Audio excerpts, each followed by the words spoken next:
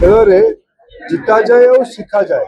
खेल हारिबार कथा न था कि पराजयर कथा न था, पराजय रु शिखा जाए। यहाँ गोटे भल उपादेय वार्ता आज आमर संसद खेल महोत्सव खेल कुंभर आज राष्ट्रीय समापन उत्सव आयोजन कर माननीय प्रधानमंत्री देश में सबू संसदीय क्षेत्र में जो खेल महाकुंभ आयोजन कर एक सर्वभारतीय समापन रे आज उद्बोधन देले से भल परामर्श देले। खेल जिता जाए और शिखा जाए।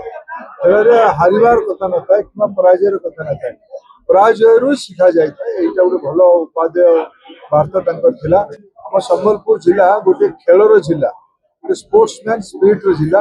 ये सब प्रकार खेल आयोजन कर संबलपुर को आगामी दिन में एक आज भी ये आमर जातीय हॉकी खेल में 4 जन जूनियर 4 जन पिला आज भी खेलुं।